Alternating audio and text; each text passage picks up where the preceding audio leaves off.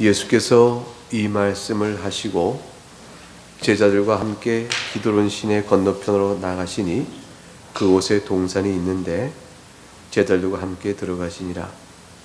그곳은 가끔 예수께서 제자들과 모이시는 곳이므로 예수를 파는 유다도 그곳을 알더라. 유다가 군대와 대제사장들과 바리새인들에게서 얻은 아랫사람들을 데리고 등과 횃불과 무기를 가지고 그리로 오는지라. 예수께서 그 당할 일을 다 아시고 나아가 이르시되 너희가 누구를 찾느냐? 대답하되 나사렛 예수라 하거늘 이르시되 내가 그니라 하시니라. 그를 파는 유다도 그들과 함께 섰더라. 예수께서 그들에게 내가 그니라 하실 때에 그들이 물러가서 땅에 엎드러지는지라. 이에 다시 누구를 찾느냐고 물으신데 그들이 말하되 나사렛 예수라 하거늘 예수께서 대답하시되 너희에게 내가 그니라 하였으니 나를 찾거든 이 사람들이 가는 것은 용납하라 하시니 이는 아버지께서 내게 주신 자 중에서 하나도 잃지 아니하였사옵나이다 하신 말씀을 응하게 하려 함이더라. 이에 시몬 베드로가 칼을 가졌는데 그것을 빼어 대제사장의 종을 쳐서 오른편 귀를 베어버리니 그 종의 이름은 말고라. 예수께서 베드로더러 이르시되 칼을 칼집에 꽂으라. 아버지께서 주신 잔을 내가 마시지 아니하겠느냐 하시니라. 하나님의 말씀입니다. 하나님께 감사합니다. 네, 복된 주일 주님 앞에 나와 예배를 모이신 여러분에게 그리스도의 은혜와 평강이 가득하기를 주의 이름으로 축복합니다. 오늘 본문의 시작은 요한복음 13장으로 돌아가는 시작입니다. 우리는 요한복음 13장에서 예수님께서 주의 만찬을 행하시고 또 제자들의 발을 씻기시고 이런 일들이 나오죠. 발을 다 씻기시고 떡을 떼어 나눠주신 일들이 있습니다. 물론 요한복음에는 떡을 떼어 나눠준 주의 만찬의 이야기가 이렇게 지나가듯이 이렇게 되어 있고 다른 복음서처럼 자세히 있지는 않습니다. 그 까닭은 다른 복음서에 충분히 있기 때문에 요한 사도는 그런 부분에 대한 예역을 적게 썼겠죠. 예수님께서 이제 가르치세요. 내가 너희를 떠날 것이라. 내가 고난은 중에 죽을 것이다. 그래 두려워하지 말라. 내가 너희를 위하여 다녀오는 것이라. 너희 거처를 마련하며 함이라. 그리고 내가 너희를 떠날 때라도 보혜사 성령께서 너희와 함께 있을 것이므로 근심하지 말라 말씀하시고 내가 너희를 사랑하고 하나님께서 너희를 또한 사랑하니 서로 사랑하라 라는 세 계명을 주셨습니다. 이런 내용들을 쭉 가르치셨습니다. 이 가르치시고 기도를 하셨죠. 자, 이제 우리는 18장에 와서 사건의 전개를 봐야 되겠습니다. 주님의 가르침이 14장부터 14장, 15장, 16장 우리가 다락방 강화라는 잡히시 전날에 목요일에 쭉 주신 내용을 봤고 또 주님의 대제사장으로서의 기도를 우리가 17장에서 봤습니다. 그리고 사건의 개요는 이제 13장 끝으로 넘어갑니다. 요한복음 13장 이제 21절부터 가룟 유다. 오늘 살펴본 내용에는 크게 세 가지예요. 첫째 하나는 가룟 유다에 대한 얘기를 살펴볼 것이고, 두 번째는 잡으러 온 저들과 관련하여 예수 그리스도께서 어떻게 반응을 보이셨는지에 대한 얘기, 마지막으로 베드로. 이렇게 이제 각각 세 중심으로 오늘 본문을 살펴볼 것입니다. 요한복음 13장 가룟 유다에 관한 이야기를 이제 살펴볼 때, 우리는 요한복음 13장에서 주님 하신 말씀과 맞물려 가룟 유다의 행동과 맞물려 바로 18장으로 이어져가는 대목이 나오는 것을 볼 수 있죠. 요한복음 13장 21절에 주님께서 이렇게 말씀하셨어요. 심령이 괴로워 증언하 이르기를 내가 진실로 너에게 이르노니 너희 중 하나가 나를 팔리라. 주님 이렇게 말씀하셨습니다. 그리고 이제 26절에 가면 27절까지 내가 떡 한 조각을 적셔다 주는 자가 그니라. 그리고 한 조각 적셔서 누구에게 줬습니까? 가룟 시몬의 아들 유다에게 탁 넣어줬습니다. 조각을 유다가 받았습니다. 그리고 받았을 때 요한 사도는 사탄이 곧 그 속에 들어갔다 이렇게 되어 있어요. 이미 사탄이 지배 아래 있는데 이제 떡을 받아 먹고 이제 나가서 사탄의 강한 세력의 힘을 가지고 예수님을 잡으러 올 그 일을 하도록 행동의 이제 동기와 이제 때가 되었다는 뜻이죠. 그래서 사탄이 강력하게 역사하는 일이 그 속에 작용된 겁니다. 그러니까 주저함이 없었다는 것이죠. 그 전까지 사탄의 지배 아래 있었던 유다는 예수님에 대하여 여러 가지 갈등과 또 반문과 또 저자는 어떤가 이렇게 등등의 예수님에 대하여 자기 유다가 마음속에 여러 가지 갈등을 가졌겠죠. 그리고 저자를 팔아 넘겨야겠다라는 데까지 또 죽여야 할 자다라는 등등의 결론에 나름대로 가져올 때까지 이 자기 안에 여러 생각들을 가졌을 텐데 그 생각 자체가 유다는 마귀의 지배 아래 있는 거죠. 그런데 사탄의 조각을 받아먹고 강력한 부추김에 드디어 행동으로 결정하는데 주저하지 않고 나가게 되어집니다. 예수께서 유다에게 말씀하셨죠. 네가 하는 일을 속히 하라. 이제 주저없이 일을 하게 될 그 내용을 아시는 주님이 이렇게 말씀하셨습니다. 그래서 요한복음 13장 30절에 가니까 유다가 그 조각을 받고 곧 나가니 바비노라 되어 있습니다. 어떤 일이 이제 그 이후에 전개될까요?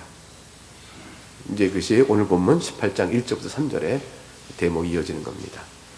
예수께서 이 말씀하시고 이제 다락방 강화 다 끝나고 기도까지 다 마치신 후에 제자들과 함께 기도는 시내 건너편에 있는 동산을 갑니다. 이 동산이 그 유명한 무슨 동산일까요? 겟세마네 동산이죠.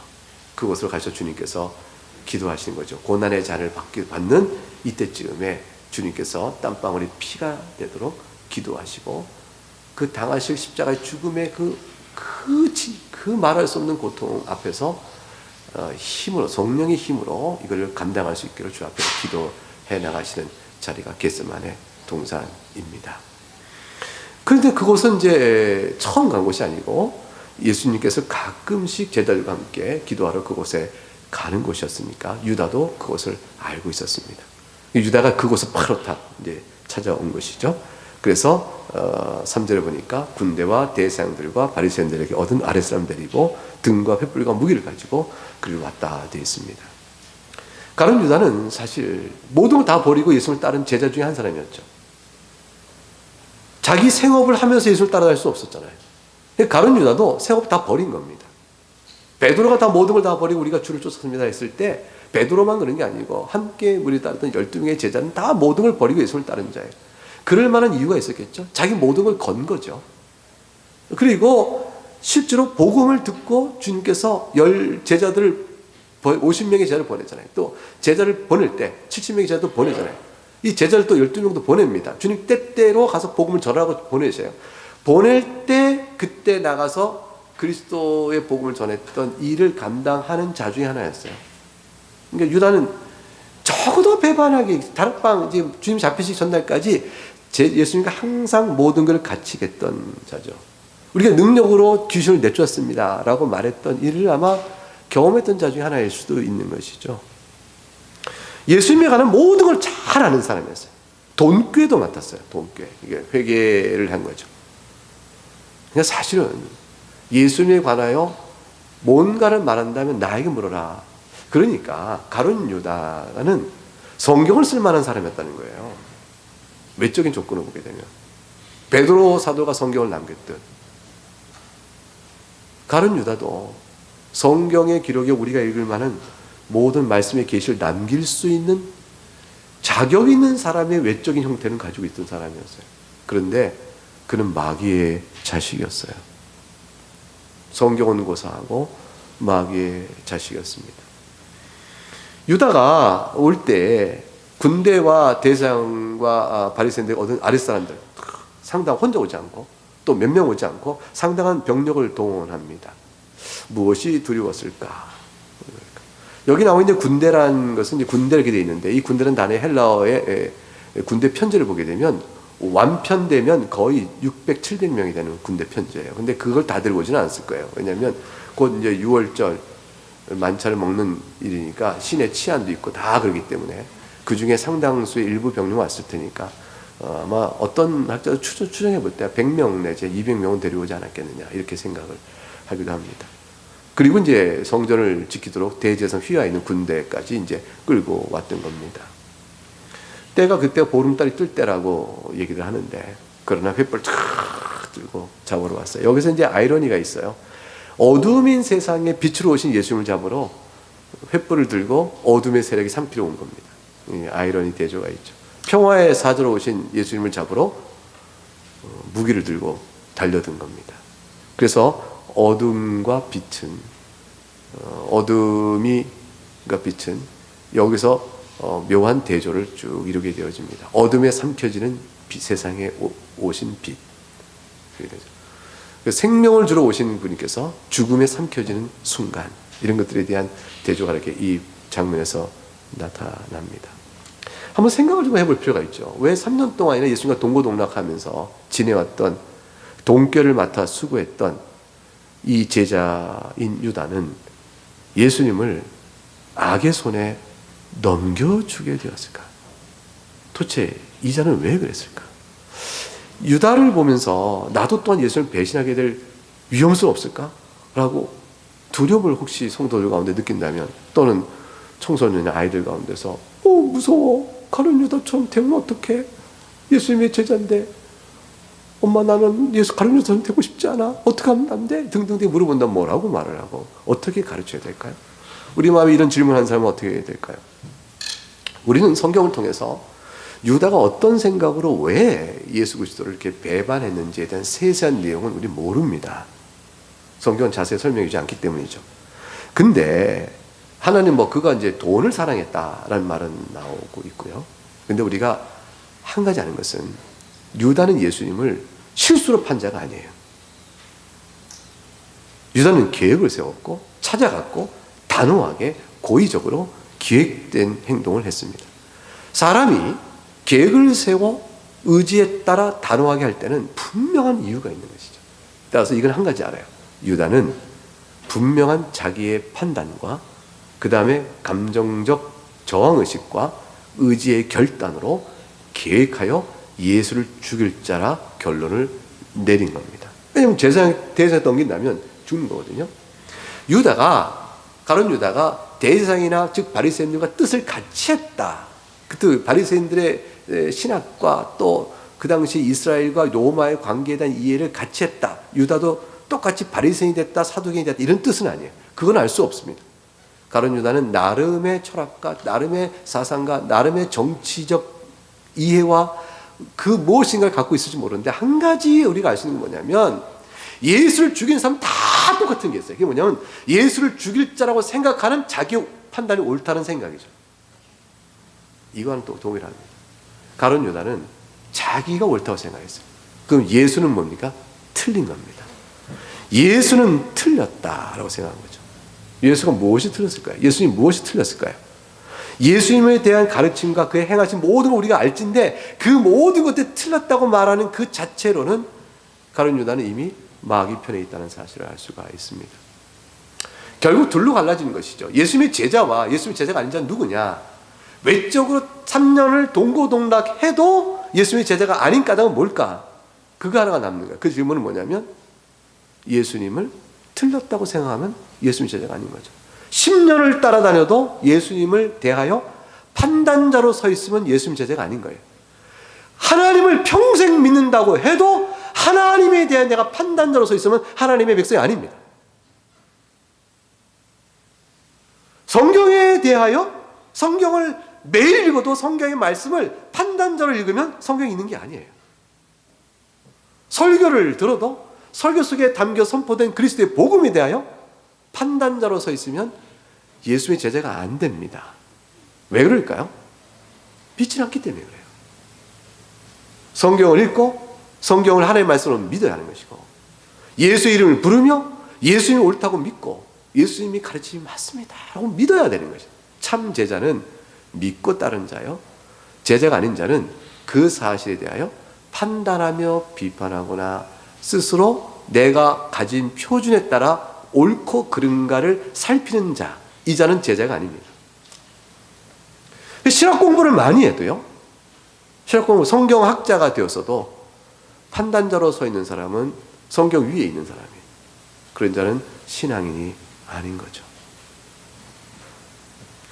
그래서 우리 개혁신학의 전통 속에는 설교는 어때야 되느냐?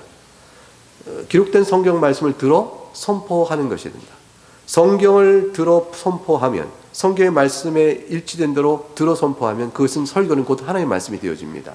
그게 설교관이 굉장히 높아요. 왜냐하면 어떤 조건하에서 성경에 기록된 말씀을 풀어 선포한다라는 전제와 조건에서는 그 설교는 성령께서 지금 역사하시며 쓰고 계신, 사용하시는, 말씀과 함께 역사하시는 성령의 일로 말미암아 모든 성도들에게 하나의 말씀으로 들어갑니다. 자, 그러면 성도는 설교를 어떻게 들어야 되느냐? 여기 이제 믿음의 참 제자와 거짓 제자가 나뉘어지는데, 그게 뭐냐면 선포된 설교의 말씀이 하나의 말씀을 들어 풀어주고 있다는 사실을 받아들일 때, 그때 그 설교를 하나의 말씀으로 받는 사람, 믿음으로 받는 사람이 참된 제자예요. 이게 성도의 마땅한 자세. 그럼 중심의 원리는 뭐냐면 성령님과 말씀이죠. 성경의 말씀이 풀어주고 있느냐, 근데 성령께서 그 말씀과 역사하실 때 마음에 저항이 없느냐, 그 마음의 순종으로 듣느냐, 이 차이예요. 그래서 믿음으로 듣는 자와 믿음으로 듣지 않는 자가 갈라지게 되어집니다. 그 설교자의 책무는 말씀을 들어 풀어가는 데 있고, 성도의 책임은 말씀 풀어준 설교를 하나님 말씀으로 받는 데 있고, 이것이 설교자와 듣는 자의 성령 안의 교통이요 하나님 역사하시는 일이죠. 그런데 설교자가 하나님 말씀을 들어 풀지 않은 설교를 하면, 아무리 우리가 주의 말씀을 전하고 선지자 노릇을 했다고 해도 그것은 뭐예요? 주께서 인정하는 선지자 영역이 아닌 게 되어지는 것이죠. 판단하고 있는 거죠. 말씀을 읽고 말씀을 내가 판단하여 내가 내 말을 해버리고 마면 하나님의 말씀은 빙자하고 자기 말을 하는 게 되어지니, 하나님의 말씀을 전해야 될 이 자리에 자기 얘기를 하게 되었으므로 이 자리가 이탈돼 가는 것이죠. 그렇게 평생 설교 사역하면 한 편의 설교를 하는 것도 아닌 게 되어집니다. 이 설교자에게 엄청 중요한 책임이에요. 너무너무 중요한 부르심 앞에 있는 거예요. 근데 성도의 입장도 마찬가지예요. 성도도 하나님의 말씀을 들으며 풀어진 설교대로 받을 때에 비로소 은혜가 되어진대. 여기서 아니요라고 말하면 결국 예수님을 3년 동안 동고동락 따라내도 소용없는 자와 똑같이 되어지는 거예요. 어떻게 가룟 유다가 아닐 수 있는가? 질문은 딱 하나입니다. 하나님의 말씀을 하나님의 권위로 받으시는가요? 예수 그리스도의 가르침을 그리스도께서 가르친 말씀을 그 권위로 받는가요? 여기에 여러분의 신앙의 참됨과 거짓의 가름점이 있습니다. 그러니까 가룟 유다는 3년 동안 예수님을 판단한 거죠. 예수님을 보시면 저건 아닌데, 저건 왜 저래? 그렇지 않지. 그렇게 말하면 안 되는데, 하나님 나라가 무슨 죄인을 불러 하나님 나라 세워? 예컨대 들어서 하나님 나라가 영적이라고? 아니 물리적으로 드러나자면 하나님 나라 무슨 소용이 있나? 보이지 않는 하나님 나라가 무슨 소용이 있나?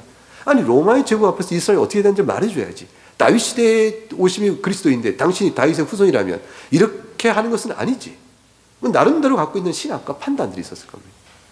그 판단으로 그리스도를 바라보니 가룟 유다는 아니구만, 그리스도가 아니야, 저자가 메시아가 아니지. 자기가 이해하는 메시아로 그리스도를 바라보고 자기가 메시아를 이해하는 메시아로 그리스도를 팔아넘기는데 주저함이 없었던 것이 될 것입니다. 여러분이 믿는 예수는 누구냐는 것이죠. 여러분이 믿는 예수님은 어떤 분이세요? 여러분이 예수 믿는 이유는 도대체 뭐예요? 여러분이 신앙생활하는 이유는 뭐죠? 좀 넓게 얘기해서 여러분이 예수 믿는 사람은 신앙생활을 하세요.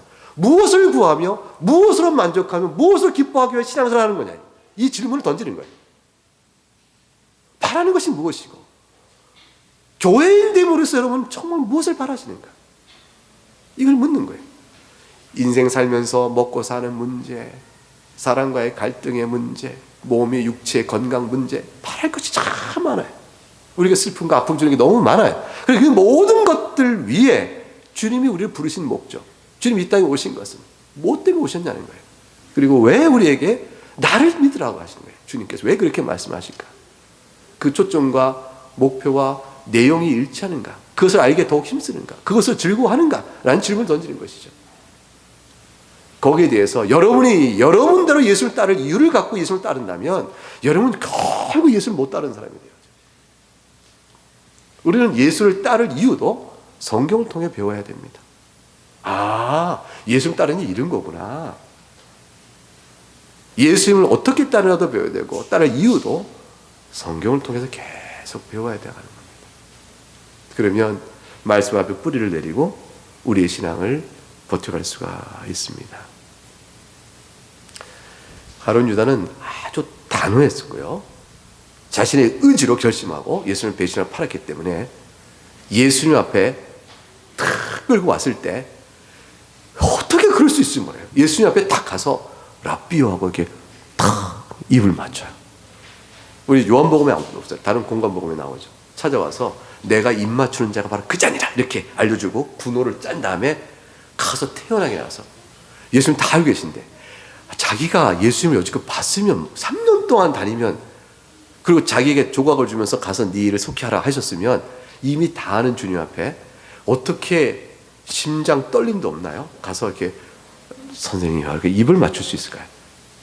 그 배신의 그 모든 행위를 그렇게 할 수 있을까요? 딱 한 가지 이유예요. 가룟 유다의 마음은 강팍해져서 돌같이 굳어 있는 거죠. 그리고 가룟 유다는 자기의 행동이 의롭고 정당하다는 자부심이 있는 거죠. 정의에 불타 있는 거죠. 여러분, 정의에 불타니까 악을 서슴없이 합니다. 악이라고 말하는데도 정의에 불타 있는 사람은 자기가 옳다고 생각하니까 그걸 하는 거예요. 옳다고 생각하니까. 네, 그거 하는 거죠. 그러고 나서 그 당당함 속에서 이렇게 태도가 버티고 있습니다. 자, 요한복음 오늘 본문 18장 4절과 5절을 한번 같이 읽어보죠. 4절 5절 시작.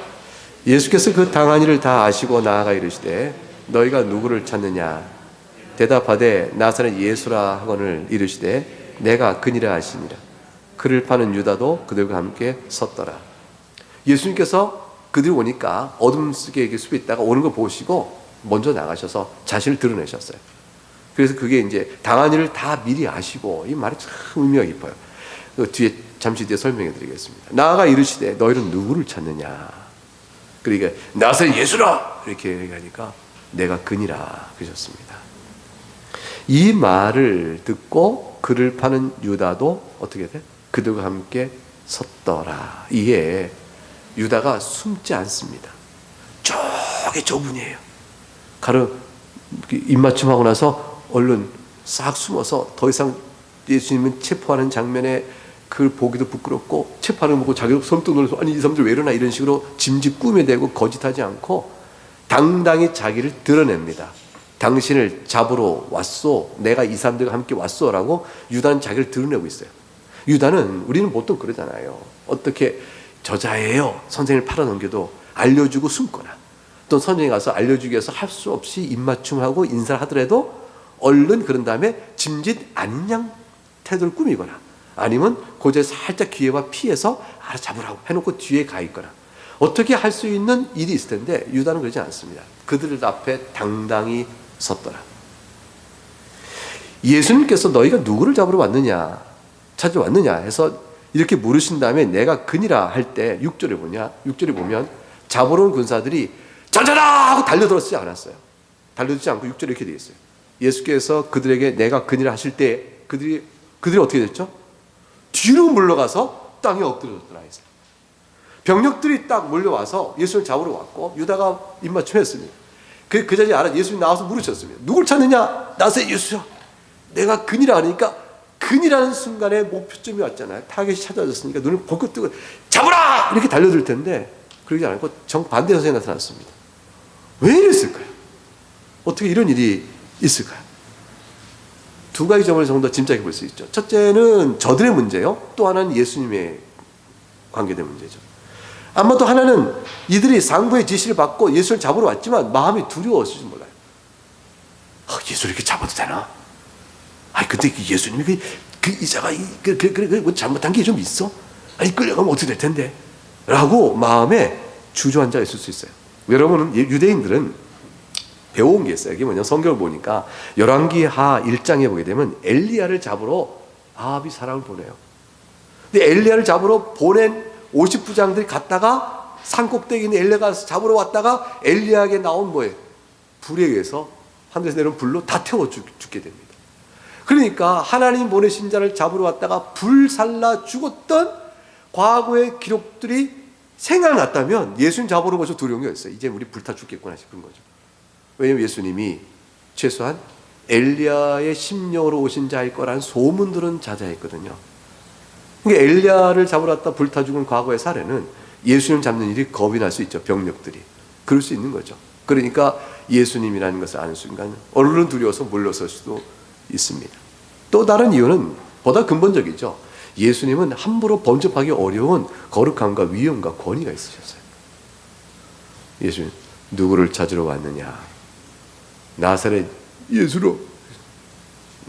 내가 그니라. 한마디 속에 그 말할 수 없는 거룩과 무게와 권위와 위엄이 자신 앞에 있기 때문에 결국 두려움에 확 물러서 땅에 엎드리게 되었다. 이렇게 될 수가 있겠죠. 그런데 어떻게 일어나서 잡을 수 있을까요? 그래서 두려웠다면. 이 두 가지 이유가 있어서 우리가 선생을 설명할 수 있을 텐데, 그런데 어떻게 또 잡을 수 있었을까요? 두려웠는데 상부의 지식과 책망이 두려웠죠. 그리고 또 사람은 이내 곧 에이 잡아! 라고 말하면 덮어버린 겁니다. 그리고 오히려 그 거룩하다 하는 위엄도 잡아 묶고 끌고 가는 사이에 초라한 모습자로 만들어버려서 자신들이 가졌던 두려움을 정당화시키고 합리화시키고 두려움을 떨치려고 하게 되죠. 여러분, 구약시대 때 이스라엘 백성들이 나시린을 세웠으면 나시린을 그냥 보지 못했습니다. 나시린은 하나님께서 거룩히 나면서부터 이게 삭도되지 아니하고 술을 금하고 시체를 손대지 않으며 거룩하게 구별의 산자로 세우셨어요. 딱 한 가지 이유예요. 이스라엘 백성은 내가 세상 가운데 불러낸 거룩한 백성이 너희는 거룩하라. 내가 거룩하니 너희도 거룩하라는 사실을 일깨워주는 하나의 성례전적 인물 같은 거였어요. 그 하나의 상징적인 것이었어요. 그 나시린을 보면 이스라엘 백성은 늘 마음의 옷깃을 여며야 됐습니다. 그리고 자기 돌아봐야 됐던 거죠. 살아있는 계명이에요. 그게 그러니까 그걸 보면서 죄를 짓고 이스라엘이 타락했을 때는 나시린한 것처럼 거북스러운 게 없어요. 그것처럼 거스르는 게 없습니다. 죄가 있으니까. 그럼 어떻게 하면 좋아요? 나시린을 볼 때마다 회개하거나 그럼 사는 거죠. 아니면 뭐죠? 나시린을 봐도 마음에 부담이 없게끔 나시린을 똑같이 만들어버리는 거죠. 이스라엘은 후자를 선택했어요. 나시린에게 술을 먹이고 나시린을 타락시키고 그리하여 나시린을 유명무실 존재감이 없게끔 만들어버려서 하나님의 세우신 거룩을 향한 표징을 없애버렸습니다. 이건 사람의 악한 심리입니다. 악한 심리입니다. 그래서 세상은 의인을 용납하지 않습니다. 의인을 칭찬하나 내게 손해가 안 되는 범위에서 칭찬합니다. 내게 변화를 강요하지 않거나 부담을 느끼지 않는 범위에서 칭찬해요. 근데 내가 하는 행위가 악하다고 드러내는 의인은 참기 어려워요. 이 사실이 우리 가운데 작동합니다. 저들은 결국 예수님을 두려웠으나 끌고 갑니다. 근데 유다는 저들 편에 서 있더라. 이 말씀 속에서 유다가 얼마나 당당한가를 보여줍니다. 유다가 예수님을 팔아넘길 때 은 30세겔을 받습니다. 이 은 30세겔이 출애굽기 21장 32절에 가게 되면 소 한 마리 값이에요. 그러니까 유다가 예수님 팔아넘기면서 돈을 좋아했다 했는데 예수님 팔아넘기면서 받는 돈이 소 한 마리 값을 받는 거죠. 괜찮게 받은 겁니까? 그 유다가 돈의 욕심 때문에 소 한 마리 값 되는 값을 은 30세겔을 받고 예수님을 팔아넘겼다 하기엔 돈이 액수가 작아요. 그런데도 유다는 이 돈을 받습니다. 나중에는 죽은 다음에 큰 가책에 와서 괴로움에 자기 돈을 성전에서 돌려주지만은 이익은 뭐니 말이냐면 유다는 그래 속값이라도 받고 예수를 팔아넘겨버리는 게 맞다라는 거예요. 예수를 팔아넘김에 있어서 조금도 주저함이 없었다는 거죠. 속값이라도 예수를 팔아넘기는 게 낫다. 저자는 속값도 안 된다는 식이죠. 그러니까 속값은 수지받았다고 생각할 거예요. 속값도 안 될 만큼 팔아넘겨 죽일 자가 예수라고 생각하는 양심적으로 확증하고 있는 거죠. 철저히 완전히 마귀 편이 되어버린 겁니다. 결국 하나님을 판단하는 불신앙과 우리 원죄 안에서 나타나잖아요. 예수님이 그 아담과 하와의 죄가 뭐예요? 마귀 말 듣고 하나님을 판단하는 죄잖아요.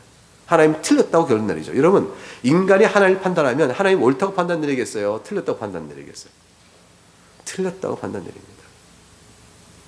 여러분, 복음이 안 믿어지는 까닭이 왜 그러냐면 하나님 틀렸다고 생각해서 그런 거예요. 왜 내가 착한 일을 해서 내 나름도 착한 일을 한 것 같고 심판받아야지, 왜 모두가 다 죄인이라고 말하고 예수만 믿어야 한다고 말하냐? 대리속죄? 그런 게 어딨냐? 하나님 틀렸다고 생각하는 거예요. 그게 복음 안 믿습니다. 뭐 내가 죄인이라고 남보다 좀 낫게 살았는데 이 판단이 작용하니까 하나님 틀렸다고 생각하는 거예요. 자기 죄인들을 못 보는 거죠. 하나님이 금하신 것 왜 금하게 하냐? 내가 알아서 할 텐데. 내가 알아서 잘 쓰면 되는데 선악과를 알게 남의 과실 왜 못 먹게? 내가 알아서 먹고 배부르고 내가 잘 쓰면 될 텐데 금하신 하나님의 권위를 인정하지 못합니다. 왜 동성애가 나쁘다고 말하냐? 내가 알아서 잘할 텐데.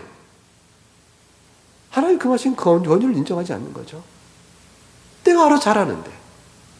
내가 동성애에서 당신에게 무슨 해를 줬어? 개념과 뇌를 확장시켜 나가려고 그러죠. 금하신 일에 대해서 왜? 라고 말하게 되는 거죠. 답정너란 말 있죠. 답정너. 그 말 아세요? 답은 정해져 있으니 저도 이거 안지 얼마 안 돼요. 자꾸 뉴스에 뭐 이렇게 답정너가 나와서 이게 무슨 말이냐, 사전에 없는 말인데 이제 내가 국어를 이렇게 모르나 했더니 이게 국어에 없는 사전이고 유행어더라고요. 답은 정해져 있으니 너는 그 답을 말하면 된다. 그게 답정너래요. 이 말은요. 이 말은 내 입장에서 답정너로 하나님께 요구하면 악이 됩니다. 하나님은 답정너가 되세요. 옳은 건 내가 판단하니까 내 판단이 옳다고 말하시면 됩니다. 이게 악이에요. 이게 마귀입니다.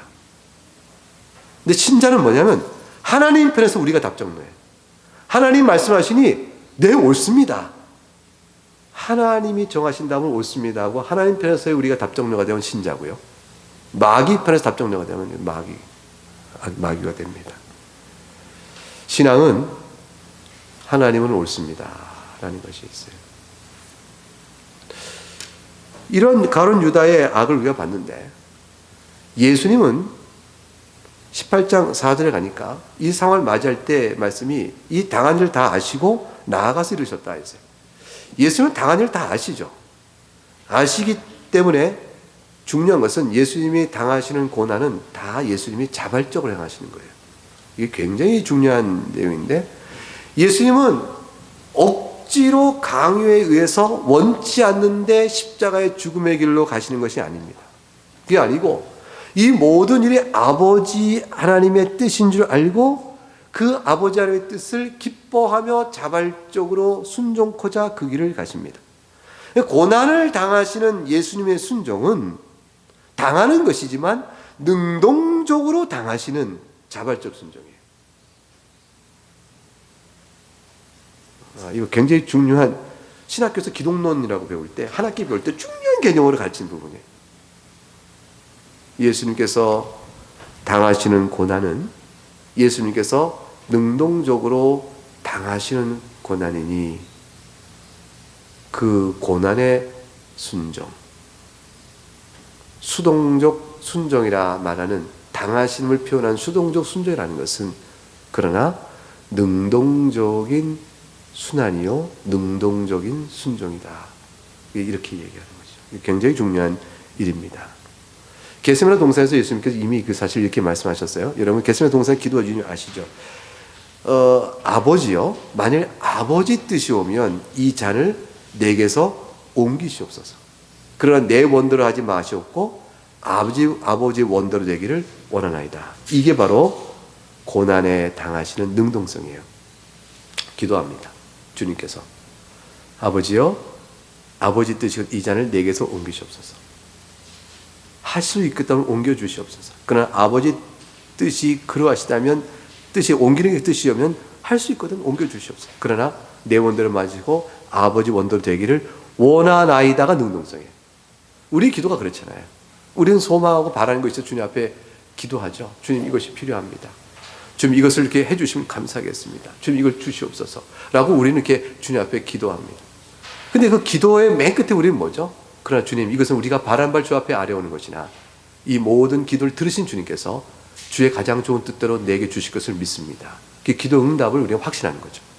내가 바라는 것을 고백할 따름 주의 뜻이 이루어지고 그것이 나타나는 것을 바라보는 것, 그게 우리의 기도입니다. 그래서 우리 기도는 항상 아버지 뜻을, 하나님 뜻을 확인하는 과정이 되어져요.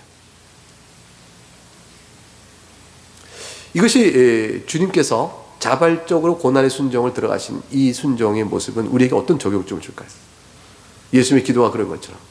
이게 너무 중요한데, 우리가 하나님 아버지가 우리를 사랑하시니 우리도 또한 하나님 아버지를 사랑하고 아버지의 뜻대로 우리 가운데 이루어지길 원합니다 라는 기도를 갖고 살아가야 된다. 이것이 우리에게 준 적용이고 이것이 바로 예배입니다. 그래서 사무엘상 15장 22절에 사무엘이 이렇게 말해요. 사울에게 여호와께서 번제와 다른 제사를 그의 목소리 청종하는 것을 좋아하신 같이 좋아하시겠습니까? 하나님 좋아하시는 것은 번제와 제사보다 뭐란 얘기예요? 하나님의 말씀에 청종함이라. 그래서 요약하기를 순종이 제사보다 낫습니다. 듣는 것이 순양의 기름보다 낫습니다. 이 말을 하는 것은 다 아버지 뜻을 따라가고자 하는 심령이 있을 때라야 예배도 드리는 것이요, 기도도 바르게 하는 것이요, 그래야 신앙생활을 반드시 하는 것입니다. 우리 신앙생활이라는 것은 바로 이것을 깨닫고 과연 그렇습니다 하고 동의하는 데까지 자라나는 게 신앙생활인 것 같아요. 제가 볼 때는 한 인생 중에 여러 가지 일들을 겪으면서 이 고백 위에 계속 서 있도록 여러 가지 경우들을 겪어가는 것이, 그것이 신앙의 훈련이요 자람이라 이렇게 생각됩니다. 예수님께서 요한복음 18장 7절과 9절을 보게 되면, 오늘 본문의 7절 9절, 너희에게 내가 그니라 하였으니 나를 찾거든 이 사람들이 가는 것을 용납하라 하시니라. 이 말씀 속에 예수님의 이 잡히는 포로 때 예수님에 대한 중요한 또 교훈을 배웁니다. 예수님은 자원하여, 첫 번째 교훈은 자원하여 이 고난의 순종을 기꺼이 가셨고, 두 번째는 그 상황 속에서 자신이 잡히는 이 위기 상황 속에서 주님은 제자들을 생각하셨다. 이게 놀라운 교훈이죠. 나를 찾거든 이 사람들은 가는 것을 용납하라. 이 사람은 잡지 마라. 이 말이죠. 예수님은 제자들의 안위를 염려하신 것입니다. 그리고 9절에 그 까닭을 이렇게 설명했어요. 이는 아버지께서 내게 주신 자 중에서 하나도 잃지 아니하였사옵나이다 하신 말씀을 응하게 하려 함이니라 말씀했습니다. 이거 사도 요한이 이걸 이제 붙여서 예수님 말씀을 해석해서 우리에게 알려주신 것입니다. 예수님께서 이제 잡혀가시고 제자들은 그냥 가게 놔둬라 하는 말씀이 왜 한 영혼도 잃어버리지 아니하고 다 구원하려 함이라는 말씀의 뜻과 연결되는 것일까요? 요한복음 6장 39절 이 말씀이 그대로 다시 나오거든요. 앞에서 보게 되면 우리가 봤어요. 우리가 나를 보내신 이의 뜻은 내게 주신 자 중에 내가 하나도 잃어버리지 아니하고 마지막 날 다시 살리는 이것이니라 이렇게 말씀하셨습니다. 그러니까 예수님께서 내게 주신 자 중에서 하나도 잃어버리지 않는다는 말씀의 뜻은 끝까지 마친 데 영혼을 구원하신다는 뜻이잖아요. 근데 지금 이들을 잡지 말고 그냥 내보내라 라는 말씀이 여기 어떻게 연결될까? 이것은 이제 중요한, 예수님 모든 걸 다 아시기 때문에 하시는 거예요. 사실은 이 제자들이 여기서 지금 체포되어서 같이 끌려가게 되어지면 체포되는데 편안하게 두겠어요?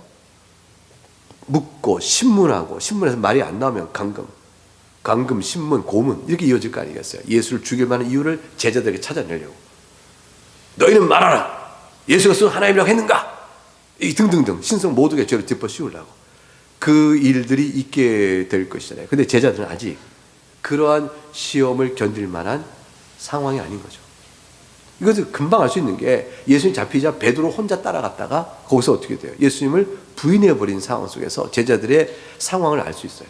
그러니까 예수님께서 지금 이들이 함께 잡혀가서 되면 시험이 들어지면 신앙을 부인하게 되고, 그렇게 될 경우에 마지막에 하나님께서 영혼을 끝까지 하나도 잃어버리지 않게 구원하신 일에 회방이 될 수 있는 일이 있는 걸 다 보시는 것이죠.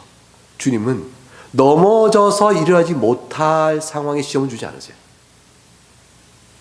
잡혀가는 모습 자체가 시험이지만 이들도 잡혀가는 일들은 주님께서 보호해 주신 거죠. 그래서 그 순간에 그 말이 이루어져서 예수님만 잡혀가고 이들은 잡혀가지 않게 되어집니다. 예수님께서는 우리 신앙을 끝까지 보존하고 지키시는데, 그러기 위해서 우리가 겪는 인생 속에 어떤 시험도 그 시험을 넘어지지 않도록 보호하십니다. 이게 주님의 사랑이에요. 말할 수 없는 사랑이에요.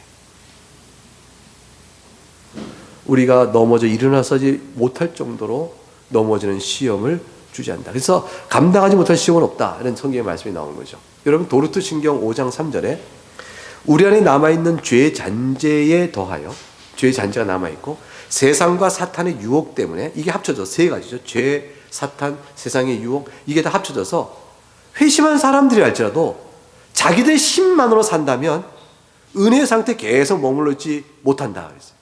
그래서 회심한 사람도 은혜를 주신 하나님의 능력이 필요한 거예요. 그래서 하나님께서는 미쁘시고 신실하셔서 은혜를 주신 자들 불러 모아 자비롭고 견고하게 만들어서 은혜 안에서 세상 끝날까지 가도록 강력하게 보존하시는 은총을 하나님이 붙들어 주신다 되어 있어요. 여러분, 지금까지 여러분 신앙이 지켜진 것은 하나님의 도우심 때문입니다. 하나님의 사랑하심 때문이에요. 벌써 신앙을 포기할 수 있었던 우리들의 죄악된 모습들을 하나님께서 보호해 주신 것이죠. 그래서 도르트 신경 5장 6절에 자비가 풍성하신 하나님은 그의 변치 않는 선택의 목적에 따라서 자기의 백성들이 애통하게도 타락했을 경우에조차도 애통하게, 타락이 너무 가슴 아픈 일 있잖아요. 그래서조차도 성령을 전적으로 거두진 않으시고 그들의 양자의 은혜, 하나님의 자녀된 은혜를 상실하고 의롭다면 죄를 박탈당하도록 하지 아니하시고 죽음에 이를 때 성령 안에 죄를 범하는 일이 없도록 하시고, 그리하여 하나님께 그 일을 범하면 철저히 버림받는데 그런 일이 없도록 하십니다. 스스로 영원한 멸망에 내던져지는 일이 없도록 하십니다. 그런 일이 없도록, 그런 일이 있게끔 내버려 두지 않으신다, 이렇게 고백합니다. 우리는 그런 은혜 가운데 살게 될 것입니다. 하나님 여러분을 사랑하십니다. 그리스도의 용서와 그리스도의 죄사함의 은혜를 믿는다는 것은 이렇게 놀라운 일입니다. 믿음은 단순한 것 같지만 믿음은 아무나 갖지 못하는 것이, 성령의 은혜를 받는 자만이 가질 수 있는 것이 되어집니다. 이 은혜, 가룟 유다와 제자들을 향한 주님의 사랑의 이 대조가 이 본문 속에서 어떻게 드러나고 있는가를 살펴보시고, 우리가 인생 사는 동안 주 예수의 믿음 가운데 하나님 자로 사는 그 복됨이 얼마나 큰가를 마음에 깊이 담으시고 감사하며 찬송하며 여러분 삶의 형편이 어떠든지 그렇게 살아갈 수 있기를 주의 이름으로 축복합니다.